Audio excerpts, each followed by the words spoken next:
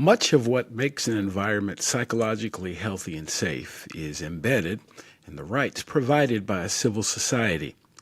When these rights are violated, there is a significant potential for psychosocial harm. We'll be talking about the connection between psychological health, safety, and civil rights up next on this episode of the Psych Health and Safety USA podcast. From Flourish DX, this is the Psych Health and Safety USA podcast. As workplace mental health has become a global priority, there's a greater focus on addressing psychosocial hazards. Each week, we look at psychological safety from an occupational health and safety perspective. Let's talk psychological health and safety. Welcome to this week's Psych Health and Safety USA podcast. I'm your host, Dr. I. David Daniels, and I want to thank you for tuning in. Each week, we seek to increase awareness of the importance of psychological health and safety by learning from the lived experiences, research, and expertise of our guests, as well as advocating strategies to reduce harm and minimize vulnerability to psychosocial hazards in the American workplace. Civil rights and psychosocial safety are deeply interconnected. Civil rights ensure that individuals are protected from discrimination and have equal access to opportunities, which is fundamental to creating a safe and inclusive environment. Psychosocial safety, on the other hand, refers to the psychological and social conditions that allow individuals to feel safe, respected, and valued in their communities and their workplaces. When civil rights are upheld, individuals are more likely to experience psychosocial safety because they are protected from discrimination, harassment, and other forms of potential harm. This creates an environment where people can express themselves freely, participate fully in society, and feel a sense of belonging. Conversely, when civil rights are violated, it can lead to a lack of psychosocial safety, resulting in stress, anxiety, and other negative mental health outcomes. For example, in diverse workplaces, psychosocial safety is crucial for leveraging the benefits of diversity and inclusion.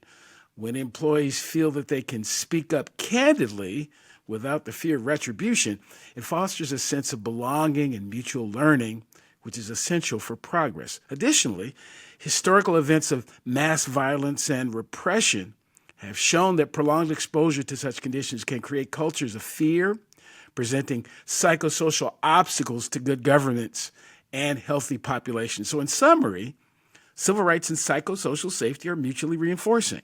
Upholding civil rights helps create the conditions for psychosocial safety, which in turn supports individual well-being and full participation in society and in the workplace. So we're going to dive into this subject with today's guest, who has both lived and professional experience dealing with civil rights-related issues. So let's start with an introduction of my guest, by my guest, with this question. Who is Gloria Hartley? Well, thank you for having me. I'm really excited to be here. Who is Gloria Hartley? You know, you asked the question and made me really think about it. And Gloria is a Christian. I'm a mother. I'm a wife. I'm a daughter. I'm a daughter of immigrants who came to this country from El Salvador during the Civil War of El Salvador. So that's another layer of me. I am, by profession, I am a civil rights officer. I work at Virginia Tech's College of Agriculture and Life Science, where we do great work to research and bring forward, innovative ways of feeding the country. I'm really proud to work at CALS, that's what we call it. And I'm also a disabled combat veteran. I served aboard the USS Eisenhower. And let's see, I was in support of Operation Enduring Freedom and Operation Iraqi Freedom. And so great adventures that I went on, but lots of hazards along the road. And so I think just between my military service, like you said, the lived experience, and then taking it on as a professional and trying to be a part of the solution, seen a lot of different things, and I'm just hearing a lot of different things. And I think today is going to be a really great conversation. Wow. Okay. I will share. I often meet my guests for the first time or learn more about them in detail when we're having these conversations. So the reactions are They're real. It's like, oh wow, I didn't know that. So in our case, we've had like one or two conversations. That's about it. So there's a lot to learn. Before we dig in a little bit deeper, though, the one question I ask everyone who comes on: what does psychological health and safety mean to you?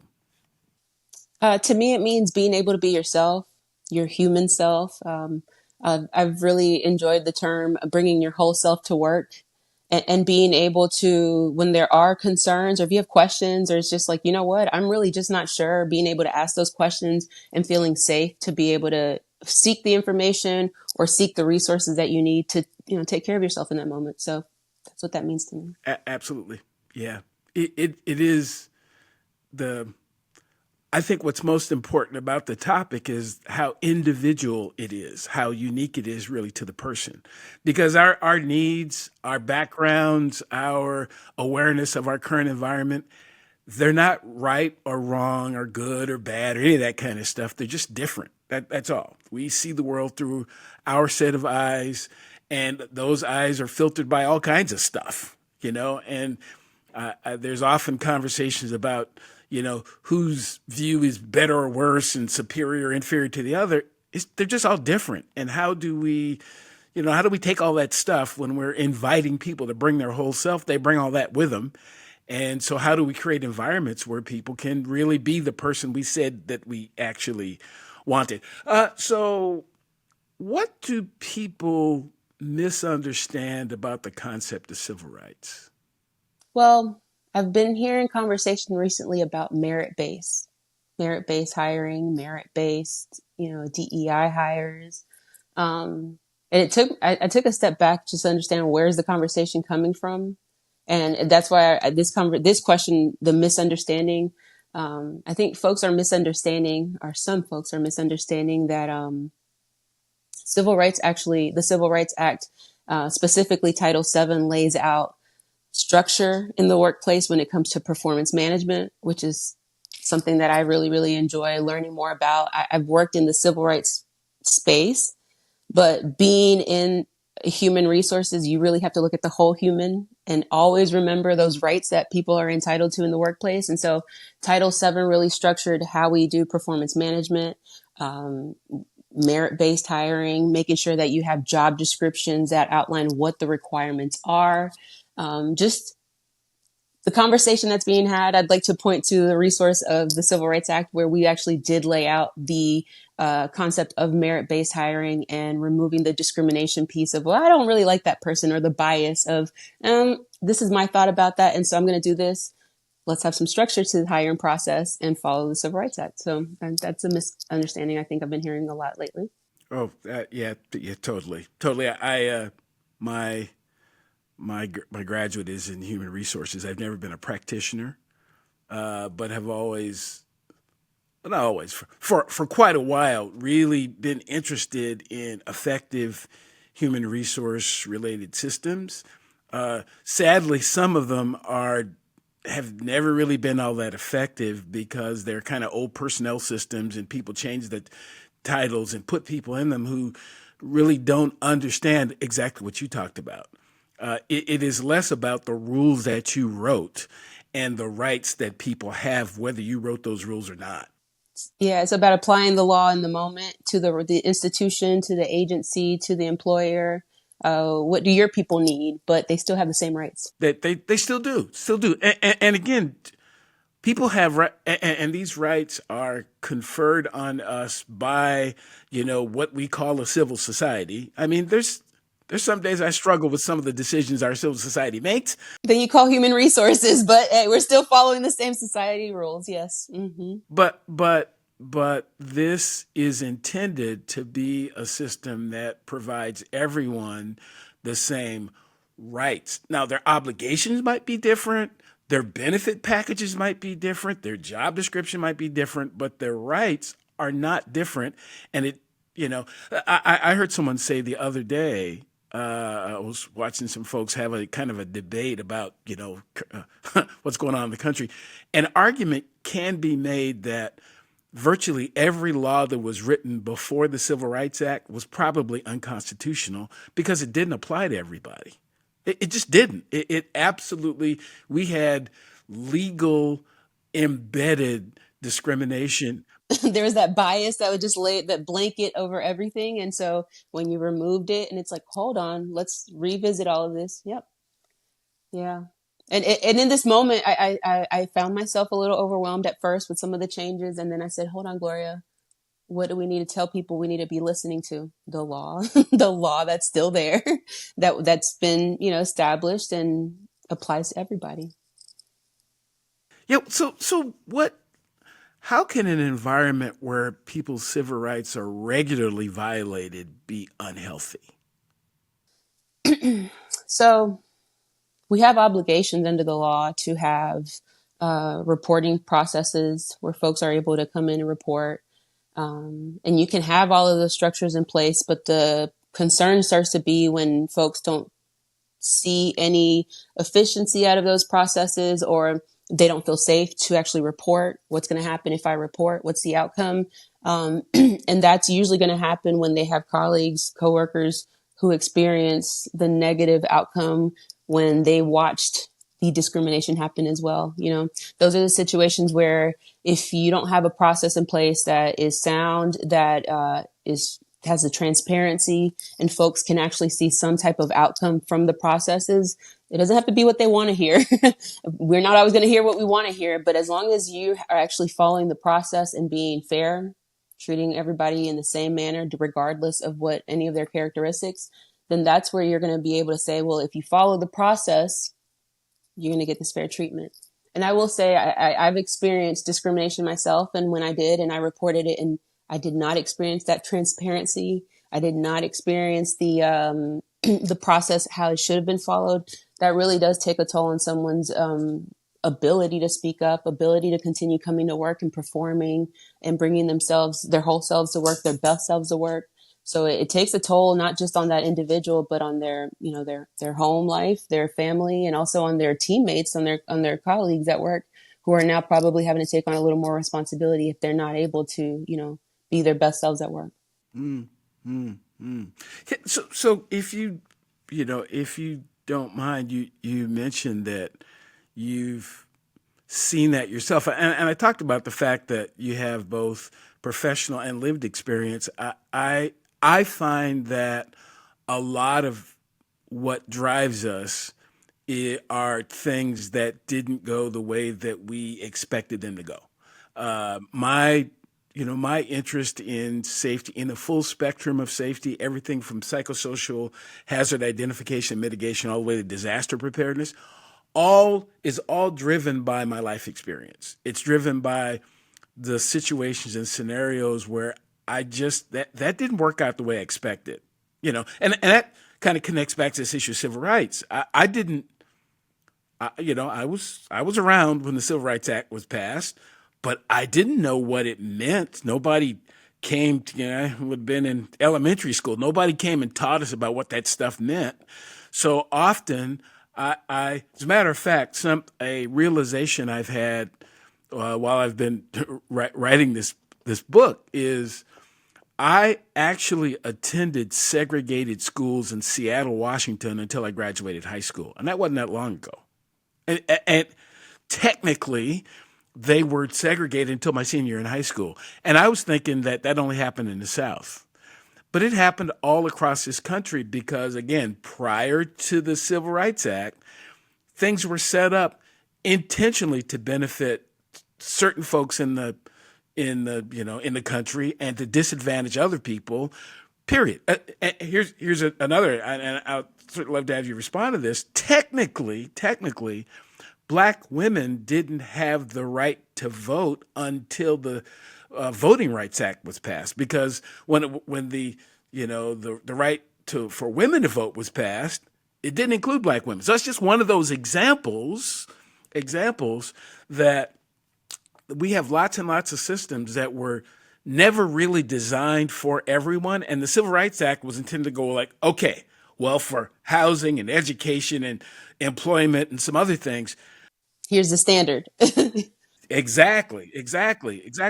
So what caused you to think the situation you were in wasn't what it should be? Um, well, truthfully, because I'm a policy advisor, I just was watching the process not being followed, and I thought about it as an employee. I was thinking as a policy advisor, okay, I know who to call. I know who should be working on this. I know who should be doing that. But it made me take a lot of steps back to think about what about the employees who do not know all of this information? What about the employees who all they get is my phone number and my email? That's it. And then Gloria's not at work. And then what happens? And so I really found the value in simplifying our processes and procedures in plain English, as simple as possible, or in Spanish or whatever language that employee needs to receive that information in, because we do have responsibility to provide it in the correct language that they need. And just making sure that you understand what the process is. Because if I would not have understood the process, and I mean, I understood it like the back of my hand. So that's why I was like, hold on, that step wasn't followed. When I did that, this should have happened. Something's not right here. So I started just taking notes like I would advise everybody else to do. Something doesn't seem right. You know what? Let me keep my receipts because I might need to bring this up later on. And, we all have opinions and he said, she said, but when you have your receipts, you have your, whether it be emails or is it the documentation of something that just didn't seem right, you keep those things so that you can speak to what you believe happened. This is your lived experience. This is my lived experience. So for me, it was taking a step back and saying, okay, hold on, let me take a couple of weeks, understand what's really going on here. Maybe I'm just upset. And then I remember saying, oh, we're not talking about how I feel. Nobody's talking about my emotions. I'm asking questions about the process that I have applied to follow that is not being followed. And so for me, that's, like I said, a policy advisor. So understanding what the process is. And now I've become an even more or a bigger advocate for simplifying our processes because, human resources is a resource for. Right, right. For humans, yeah, yeah, absolutely. And so I didn't hear you say that you're an attorney. So you're Aspiring. I do want to go to law school one day. That is a goal of mine, but no, not yet. No. But I think that's important because there are folks who seem to feel that the only folks who need to understand this are a bunch of attorneys. If you go to work, if you go to school, if you go to church, if you go wherever it is in society, you have rights.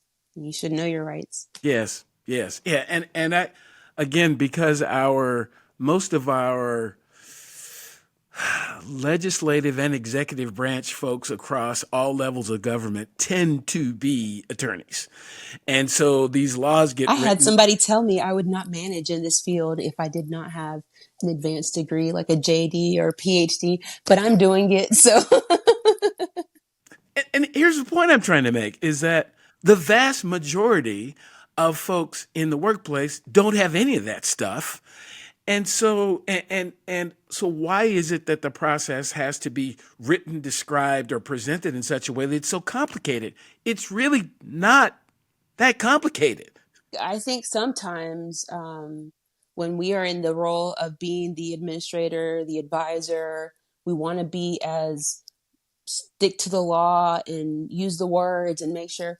But it's so important to use plain English because one, the employees will actually understand what the rules are, hopefully follow the rules. And then two, we're actually getting the message across, which is the biggest part of our jobs is to add, outreach, train, provide that awareness. And so it is easier to just say, okay, I'm going to use the same words that they used.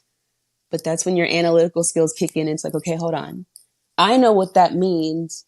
How can I say this so that the employees understand it even when they're just quickly reading over it? I'm currently in the process of, like I said, I love where I work. They've done so much work for civil rights. And just to know that that's been such a priority, I'm working on finding a more simple way to just outline what are the steps you need to be taking. And then here are resources in case you're wondering or have some more, have questions about the information. And so just keeping it as simple as possible because, we're trying to get the point across. We don't want to overwhelm folks. Yeah, that's another thing that gets said. I've had guests on both kind of both sides of the HR conversation, some, again, who are HR professionals who are, in there really trying to do what's necessary. And then others on the other side who will argue that HR is just not there for the workers. It's not. It's all about protecting the organization.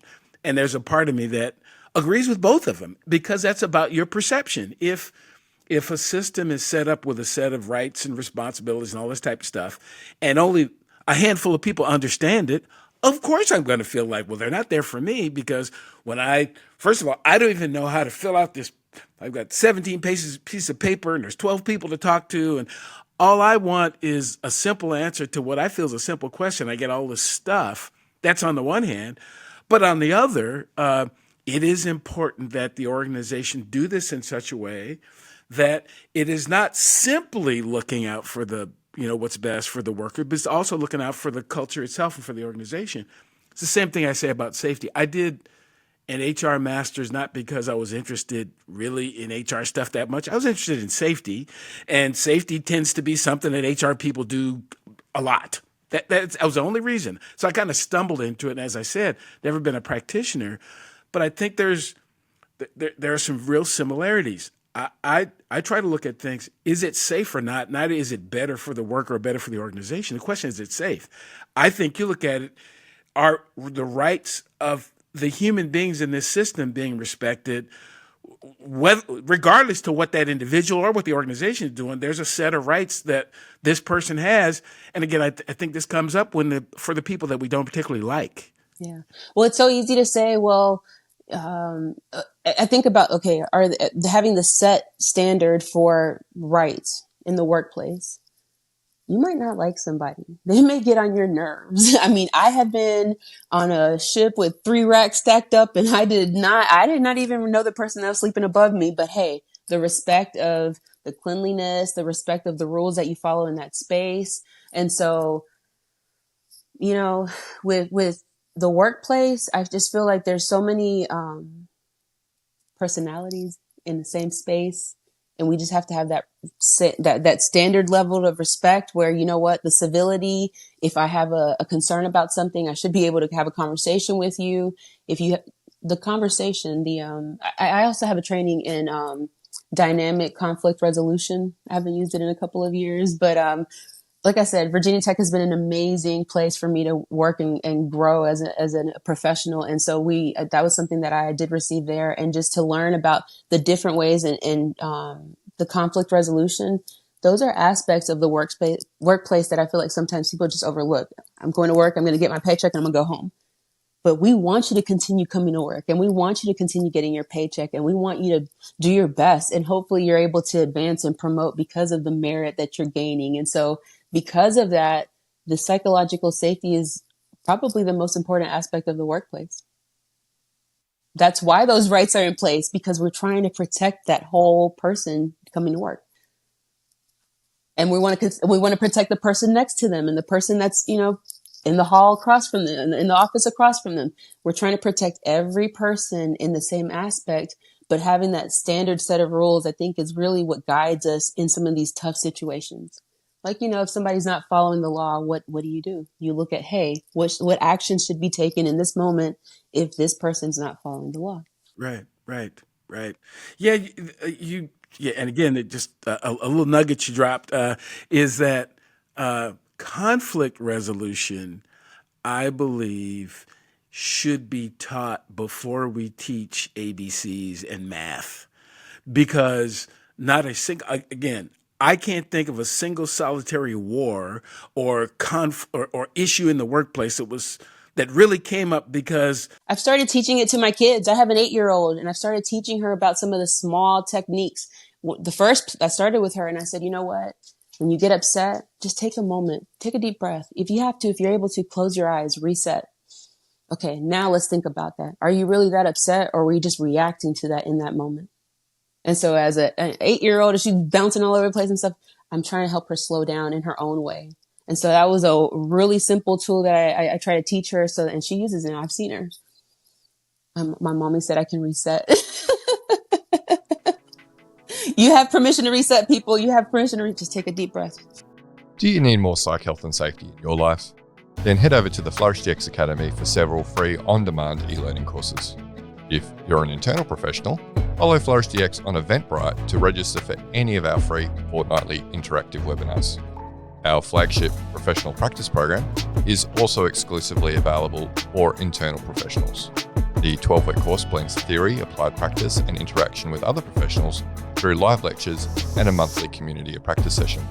Find out more about all these learning opportunities or inquire about a bespoke in-house training at the FlourishDX Academy. www.45003.org. Now back to this episode. Sadly, a lot of folks didn't receive that kind of training at home. They did not. That what they saw was, in some cases, stressed out parents that were stressed out from work who brought that stress home, yelled and, kicked the cat and screamed at the kids.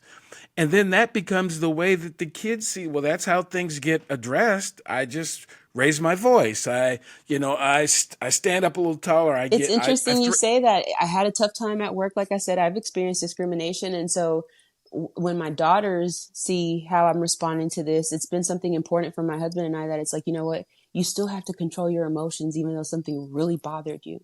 Something upset you. You know what? Let's take a moment. Think about it. How do you want to respond to that? And yeah, I think those are things that are just not being taught. They aren't. And again, they get reinforced at work because so in many cases, again, people start. There's a difference between a business and an employer. About 5 million businesses get started on average in the United States, and about a third of them actually become employers. And that's where things go sideways, because there are folks who are really good businesses but are horrible employers because of a number of things. And one of them is people have rights. It might be your business or your government entity or whatever, but human beings have... Insert the consultant like Gloria. Honestly, because like you said, your business could be thriving, and then the moment you just, that one misstep because you didn't think it was important for that person to have that day off, or you didn't really believe that that person needed to do that because you saw something on social media. It's like, you know what? Hold on. Did you follow the law? Did you follow the steps? Did you have a policy in place? Yeah. Right. Yeah. And so again, so the work itself is not really sometimes organized thinking about those things, because folks, again, I'm a mechanic, I'm a teacher, I'm whatever I am, and I don't know anything about civil rights. I don't get any help in that area. So then I just bring people in and I do stuff. I do stuff because it works for me, but it may not work for them. And you do get areas where I don't believe that everyone who violates the rights of another person does it intentionally. They usually don't. They usually are just doing what they think is the best thing in the moment. They're trying to do the best thing for my employees. For me, it's the best thing for me, so I think it's the best thing for the other person. And I don't consider the fact that they have rights to have, they have a right to their own voice. They have a right to assemble with people. I had the opportunity to have someone working where I was a leader who I was told, and again, I never confirmed this, but I was told that they had some membership in the Ku Klux Klan. I would call it the name, and what I told the folks who shared that with me, I said, folks do have a right to associate with whoever they want. It's just that they can't bring that here.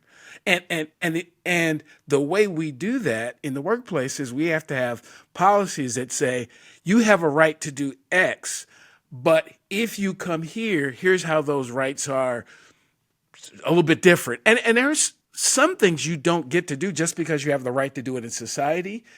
These are a lot of the educational institutions. Some of them are private. They're not public. So no, you're doing that with we're okay with you doing it as long as you do it this way, but this is private property. And they don't talk about, hey, you keep it in here. That's right. So again, people sometimes they don't know what their rights are and how they're affected by, what rights you kind of not really give up, but you modify in certain organizations, because in the military, there's some things you can't do but I think a lot of them you're told up front about, well, that doesn't work here. And then some of them you aren't. Yeah, I'm sorry that doesn't. And I had thought about this in my intro and what I wanted to say. I talked about my deployments, um, but like when you're deployed or we're anywhere in the military, you can't talk about your locations that you're deploying to. So like those secret the information you're supposed to not share. So like for example, when I was deployed, I couldn't tell my husband where I was at, to the point where you leave clues in your letters, or they know when I say something, I mean, I'm here. You're not able to share all of these secrets. You're not able, sometimes they're not even secrets. There's just things that it's like, you don't talk about that for the greater good. Right, right, right. So again, though you have the right to, the First Amendment to free speech, that speech is limited in that environment, and they tell you that you can't do that here. When you get out, I was not in the military, but I think that there are still some things after you get out that you still can't say because you were in the military. That's a whole nother topic we can talk about, and I'd love to join you for that one. But yeah, no, I think I've learned in the last. So I separated in December 2014. So it's been 10, 11 years now, and I think the biggest adjustment for me has been to understand that I know what I know, and I understand what I understand because I understand it, but that doesn't mean that everybody else does. And so yeah, sometimes it can feel a little overwhelming, but it's also been, I think that's where the leadership comes in. And it's like, what you know because you need that information to lead others who don't have that information. And I think that's been a big component for me in the work that I do. I value simplifying the information because I don't think that I'm not gatekeeping. I don't want to be the only one that knows it. I don't want to be the only person in HR that specializes in civil rights. Actually, the way our process is written, we all have the responsibility to document the work that we do that is exemplifying that we are following these rights, just having the information, the knowledge. And so a big part of my role is simplifying the information that I already have and sharing it with others. That's the biggest part, I think, in my role. And so knowing that, it's like, when we have the information that we have, there's the right time and place to share it. And there's also the right time and place for you to step as a leader and say, you know what? Now there's some decisions I need to be making. I understand this a little better than some others. I think that's the moment that we're in right now. Honestly, I think that where are the leaders? We all need to stand up. Mm-hmm. I'm also curious about. So let's say I'm early on in my work life, and I'm either listening or watching this podcast, and there's this woman talking about like the civil rights thing. What can I do to protect my own civil rights? I mean, where do I even start in terms of being able to protect my own civil rights? So your employer has the responsibility to share the general information when you become a new employee. Most of us have those annual training. How about check it out? Listen whenever you're going through that training, because they're actually going to drop nuggets in there about what you should do if you feel like something's not right at work. So every employer is going to be different. But like with us, when you go through our training, we also share what do you do if you feel like this is not happening in your workplace. So knowing that point of contact, also knowing the steps to take if you feel like something's not right, because it might not be you, it might be your coworker. It might be a family member who shares that something's going on. And it's like, you know what? How about instead of the tears, let's write this up so we can make sure we can share what actually happened, and being able to give them a little bit of guidance in that moment where they're, really struggling. Mm, mm, mm. And you mentioned a little bit earlier about that particular situation wasn't about how you felt, but but on the other hand, sometimes the only indicator you have that my rights have been violated are my feel. It just doesn't feel right. It seems like it's some. So how do you chat a little bit about how those are kind of connected, because they're indicators and they come up through your feelings. So, I think it's important, one, and I think that's maybe where my time started. So for me, I remember having a moment where it's like, you know what? I feel really tired, haven't been really sleeping well. I am a little snappy. So you know what? Maybe it's time for me to take a little time off. Went to go see my doctor, talked about it, had the documentation. And so knowing what steps to take in that moment and being able to take care of yourself, that's going to be step one. Being able to, how do I take care of myself when I don't feel like things feel right? And so again, that goes back to knowing your rights, knowing what you're entitled to, even if it means just keeping the information when they give it to you. I'm just going to put this folder over here, so if anything does come up, I can go back to it. But I think that it's just really important for folks to understand what they are entitled to when it comes to things not being okay at work. If that means the time off, if that means, well, what happens if I don't have time off, understanding what that is. If it means, well, I know I'm limited to these things, but my employer also offers EAP, these additional, just a couple of visits. Well, I at least have those 4 visits that I could talk to somebody. Just knowing what you're entitled to so that you are able to take care of yourself. Because unfortunately, I think this is such a big topic, because when folks aren't able to think clearly, I mean, you really can't stand up for yourself. You can't speak up for yourself. And that's where it's important to have the information beforehand, so that if you were to be in that situation, you're probably not going to be able to think clearly if you're living in a hostile work or working in a hostile work environment. And so it's best to arm yourself with the information. Just be prepared just in case. Mm, mm, mm. And so does being prepared mean that you don't trust your employer, or does it mean that you're taking care of yourself? Taking care. It's almost like, well, I know that I'm going to go to work every day. So at some point I'm going to need a vacation, just because I'm a human being and I'm going to need a vacation. Well, because I'm a human being, I also might need short-term disability. I also might need some leave. I also might need, some life insurance, we never know.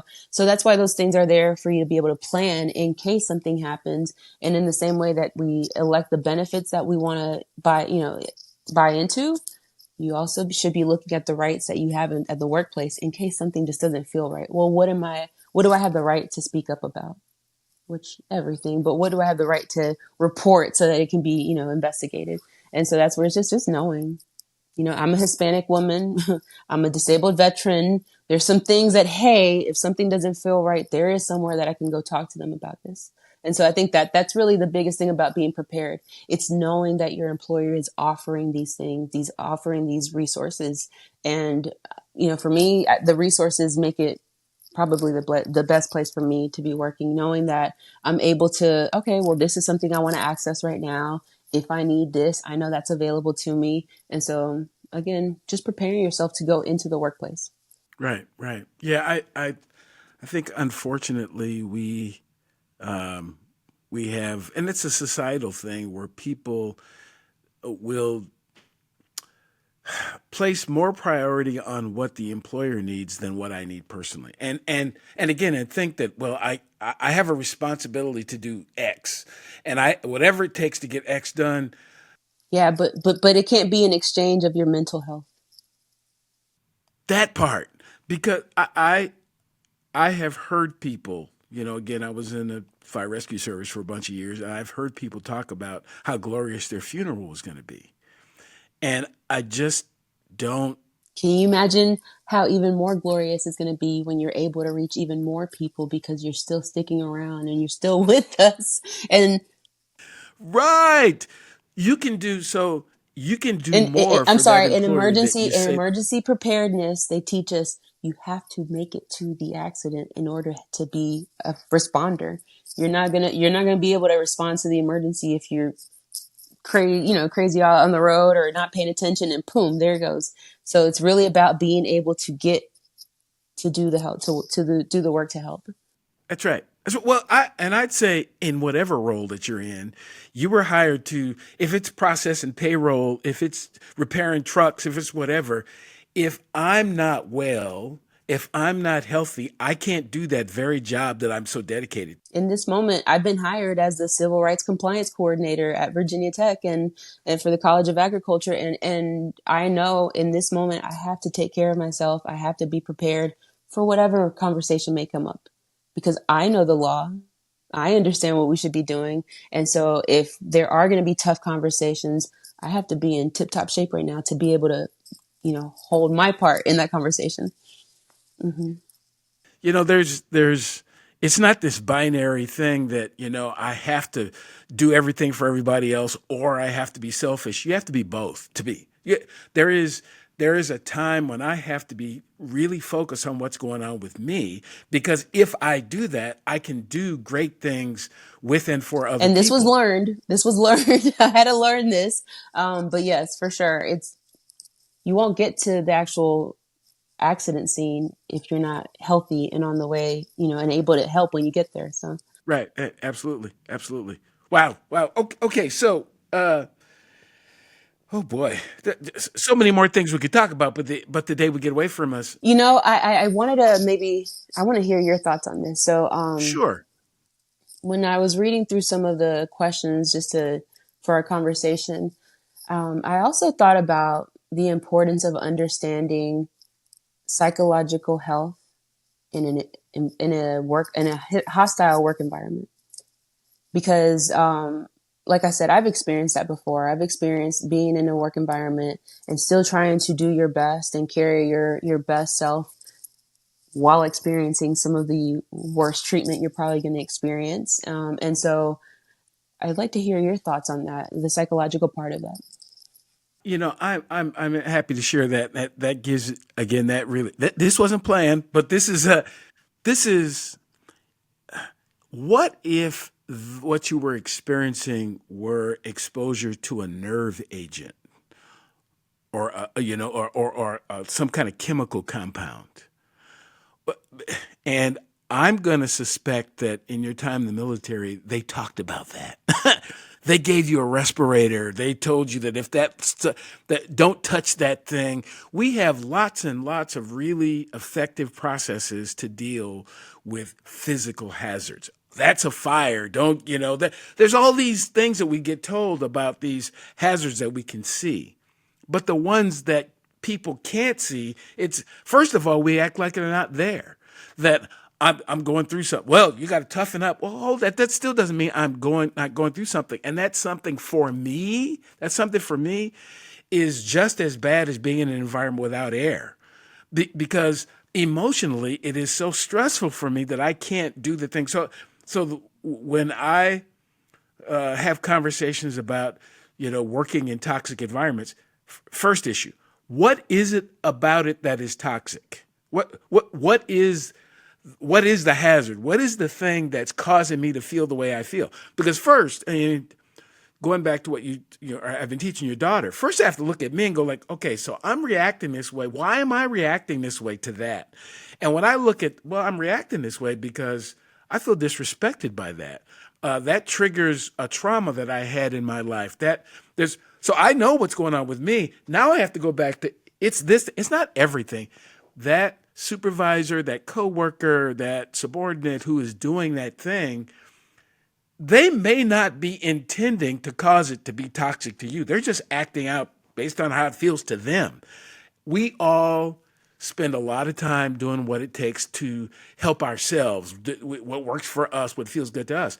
We don't intend it to harm other people, but sometimes it does. So first it's identifying how I'm feeling, identifying what is causing me, or that seems to be that thing.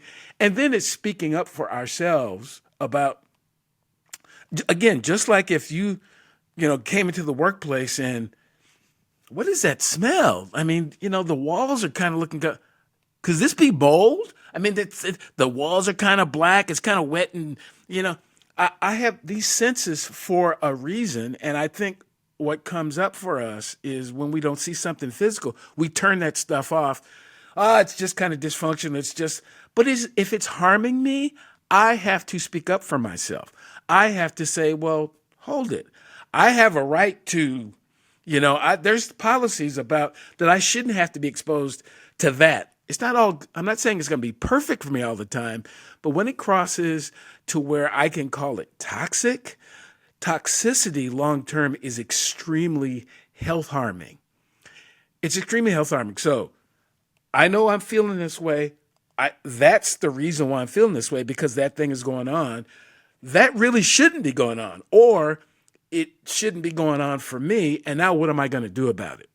Because a lot of people have been in toxic workplaces for way too long. Why are you still there? Why, why are you still there? I really enjoy it, and I'll wrap this up because our time's running away, but I really enjoy seeing how young people, Gen Zers, young millennials, are responding to it to say, like, that's just not right. That's not right for me. And that's not going to work for me. And if you can't do something about this, I need to find someplace else to go, which is the reason why a lot of people are leaving their jobs and they're, becoming entrepreneurs of themselves. There are people who have decided to do van life. I'm going to live in a van or live in a tent someplace. I'd rather do that. I've seen families are doing it. We're going to move to a tiny home, move to another country, because our health is so important that this level of toxicity is not something we want to put up with. So that kind of, for me, kind of encapsulates it. Know how I'm feeling. Try to figure out why, what is causing me to feel that way. Should it be that way? And then what am I going to do about it? And on that note, when you hear someone say they're not okay, they're not okay. They're not okay. I spoke up and said I was not okay. And the lack of response from those who should have known, hey, she said she's not okay. That's not something she normally says. Like that was the biggest surprise for me, I think it was. But you know what? My therapist told me something that has brought me all the way here. Stand on your truth. They cannot take that away from you. Yes. Yeah, while we, again, not all these situations. I heard a quote once: we evaluate ourselves based on intent. We evaluate other people based on what they do, because I don't know what their intent was. And then the part that I've added is then we assign intent to it. We do. I don't know which. You can say whatever you want. When you do certain things, particularly if they are, harmful to me or threatening to me, I assign an intent. I think you are doing it intentionally. But it's unfair to even the person who's doing the thing if I don't tell you that. Now, once I tell you, I've told you more than once that this doesn't work for me. Now I've got to start looking into, okay, what rights do I have? What policies are in place to protect me? That's where that conflict resolution, whether is there a possibility to resolve this, or do we need to look at a more, official way of addressing this? But it needs to be addressed.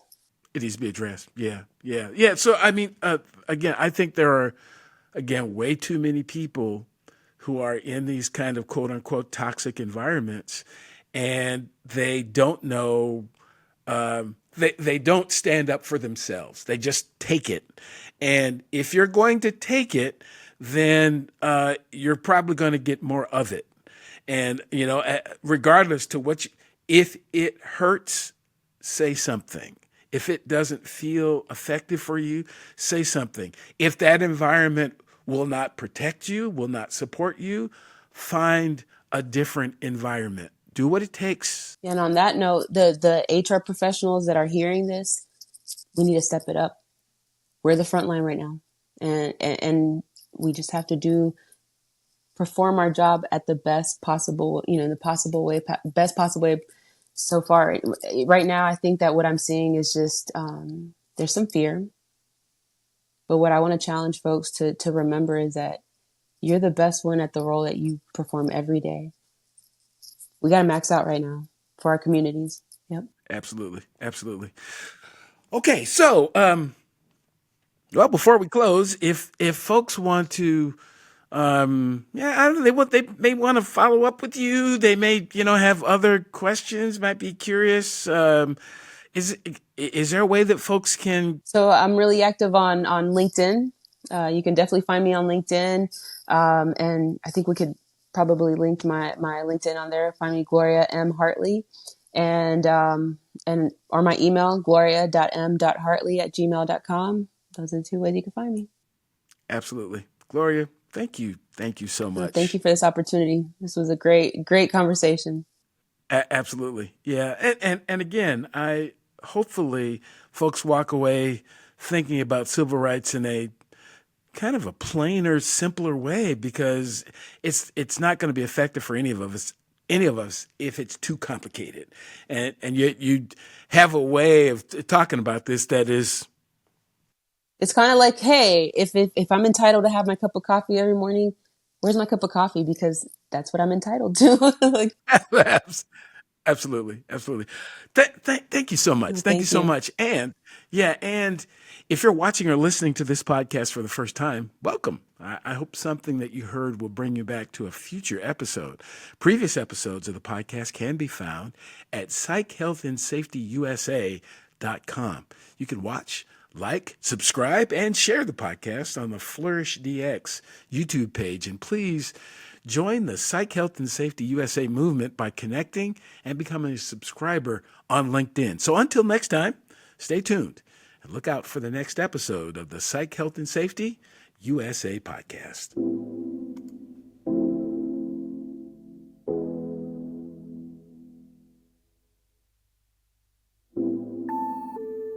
Tune in each week for new episodes of the Psych Health and Safety USA podcast. If you have a story or know of one that needs to be told, reach out to us on LinkedIn or send an email to david@id2-solutions.com or go to the Flourish DX website at flourishdx.com. We'll see you next time.